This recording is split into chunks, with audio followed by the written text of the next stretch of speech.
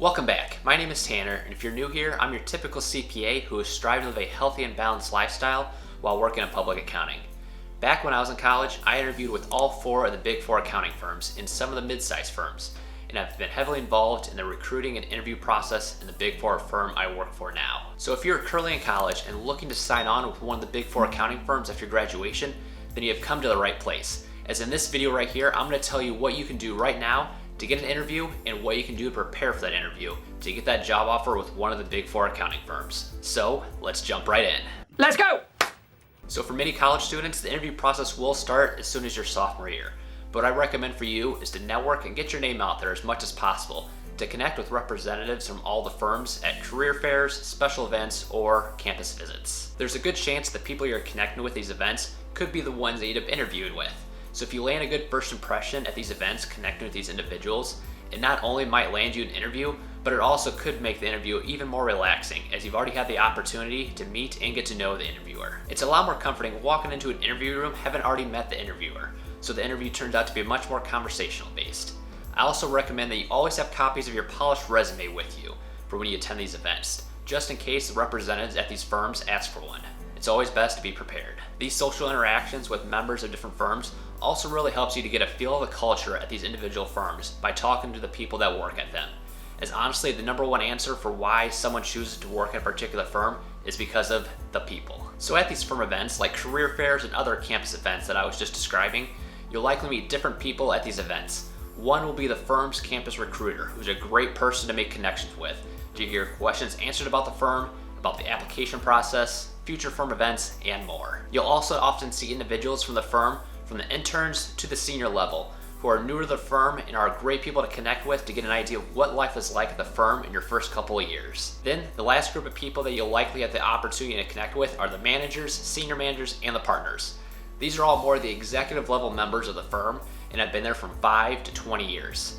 They are really a great people to connect with, as they'll likely be the ones that can open the door for you for an interview opportunity, and likely will be the ones that will end up interviewing you. So depending on your university or the firm you interview with, the interview process will be different. Some people have firms come to campus to perform interviews, and some firms will make a day out of the interview process by allowing you to come to the office, get a tour, have the opportunity to meet various people at the firm, and learn about all the benefits the firm has to offer, then go through a series of the interviews. Then one new approach that I've seen many companies and firms taking on as a part of the interview process is utilizing what is called one-way video interviews. So what exactly are these one-way video interviews? Well, as opposed to having a live interview with a person to talk to that many of us are accustomed to, this type of interview style requires the interviewee to record themselves answering a set of questions for the interviewer to view later. As opposed to having the first round of interviews being your typical conversational based, these interviews instead are occurring in this one-way video interview style.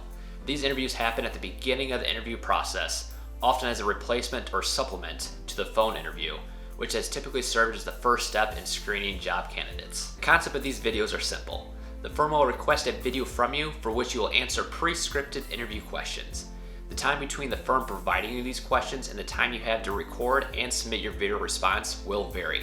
So make sure you read the instructions the firm provides you very carefully, as there could be some where the firm provides you the first scripted question on screen and then you have 10 minutes to respond and submit your recorded response. So you'll see you want to make sure you're ready to go. Can't say that I'm the biggest fan of this interview process, but it does allow firms to watch and rewatch a candidate's answers to the questions at their own convenience. So what can you do when you're faced with this one-way interview? You can prepare by following these 9 tips for a successful first interview. Tip number 1 relates to what I mentioned previously, and that is reading and following the instructions very carefully that the firm provides you. Honestly, the easiest way to get dismissed from the very beginning is showing that you can't follow directions of the interview. The second tip is to make sure you follow the firm's deadline. The good news is that you can usually pick the time in which you want to record that's best for you, whether that's after work or on the weekends, but the firm usually sets a clear due date when the interview should be completed. Know that date, meet the deadline to be considered. If possible, beat the deadline by several hours or even days. Avoid doing the interview at the last possible moment to make the best impression to the employer. Number 3 is to make sure you have the right devices available. If no other options, you probably can use your smartphone for this interview. However, you will likely want to make the best impression by using a camera connected to a computer. In advance, test your microphone and your camera on your computer to make sure they work. Even perfect answers to the questions won't make an impact if they can't hear your answers or see you talk. Number 4 is to do your homework, as the time between you getting the scripted questions and the time you have to submit your video responses could be as short as 10 minutes. I encourage you to really reflect on the prior work experiences that you've had or on school team projects that you've worked on, as being able to give specific examples that you've had to deal with in your answers will really benefit you. In your responses, focus on the challenges you faced, the action you took, and the results you attained. In the rare chance that you are able to get your questions in advance of recording time, then script out your responses and practice saying them aloud over and over again until it seems natural. In the last chapter of this video, I'll give a short listing of some of the most common interview questions being asked to help you mentally prepare, so make sure you watch all the way to the end. Number 5 is to choose your location carefully. You want to make sure you choose a quiet spot where hopefully you will be the only person visible and audible. Don't make the mistake of trying to do this interview in a busy place with many distractions around. Keep the background as simple as possible, like a wall or something else that is unlikely to cause a problem or create a distraction. If possible, have a light shone on your face from in front of you so your face is well lit. Test the lighting to find the best position for it. A lamp which is slightly above your face and behind the camera shining on you is usually the most flattering. Number 6 is to dress the part. Just because you're not face to face does not make it any more casual. You want to be sure you're well groomed, well dressed, and avoid distracting prints, overly bright colors, and noisy jewelry. You want the focus to be on you and not what you're wearing. Number 7 is to be the best you. So the best you sits up straight, leans slightly forward, makes eye contact, remembers to smile, show personality, and to talk in a clear voice. Don't whisper, mumble, or be fidgety. Practice will also help you overcome this issue like fidgeting, so again, there's more reason to prepare. If you can record yourself in practice, then do it. You will rapidly see what you need to be fixed. Number 8 is to look directly into the camera when answering the questions instead of your computer screen. Don't think that you can type up your responses to the questions and then read it off your computer screen to answer them. Imagine that the person who will be viewing this video is sitting right there. Pretend you're talking right to that person. The last tip is to pay attention to the clock, as these interviews usually have a time limit. So put a clock where you can see it and use your time wisely. As I just mentioned in tip number 4 previously, you want to make sure you are mentally preparing for your interview. Part of this preparation process is to reflect on the past experience you've had, either at jobs, school team projects, or school organizations that you've been a part of. In your responses, focus on the challenges you faced, the actions you took, and the results you attained. So now let's dive into some of the top questions that you can expect and how you should be approaching these questions. The first is to tell me about yourself. You're most certain to face this question, as it's sometimes the hardest question to answer, as it always catches me off guard when people ask this. I mean, should you mention your deep love for cats or that you're afraid of the dark? Probably not. Since this question does require a lot of thought, this is why you need to prepare for this question.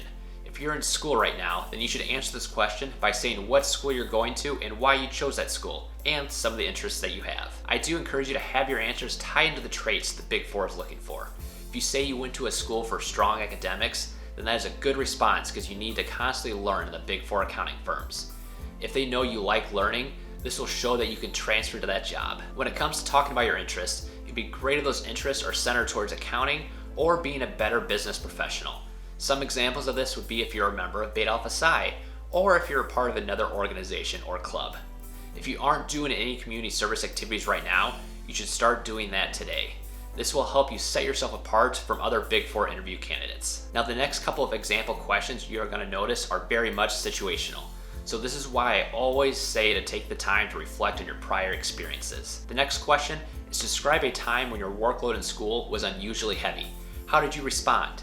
I think it's safe to say we all know there's going to be busy times when working at one of the Big Four accounting firms. Some of you may have heard a thing called busy season. But in all seriousness, explaining that you know how to take care of yourself during busy times and that you can strategically tackle your work is key to explain by drawing upon prior examples you have. The next question is, tell me about the most challenging group or team for which you were a member of. What problems did you encounter and what did you do? Now, when answering this question, focus your valuable time not bad-mouthing your prior teammates. So be sure you are focusing your time explaining on what you did. So much of your work in public accounting will be in a team setting. So explaining how you know to effectively work with team members with specific examples will go well for you. The next question is, tell me about a situation in which you quickly adjusted to a significant change at school or at work. How did the change affect you and what did you do?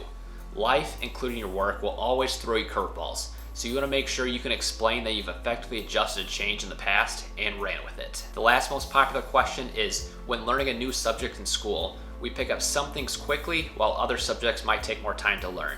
Tell me about a subject you learned quickly and one that took you a little bit more time.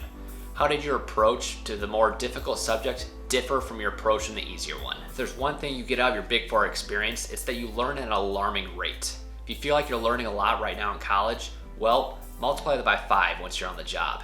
It's one thing to be memorizing concepts and topics in a book. It's another thing to learn a new concept and then have to apply it in real life world scenarios, and no two scenarios are identical. That's why it's important for you to be able to explain your approach for tackling those hard to learn and understand concepts, as this is very much applicable for when you have to study for the CPA exams. Well, there you have it. Those are my tips to be able to land yourself an interview, prepare for the interview, and ultimately get yourself that offer to work at a public accounting firm. If you have tips of your own or have experiences you want to share, then share your thoughts in the comments below. To end here, if you found this video helpful, please consider sharing and hitting that like button. Also, be sure to subscribe and hit the notification bell to be sure you catch my next video on how to live a healthy and balanced life while working in public accounting. Otherwise, thank you all for watching, and I'll see you in the next one.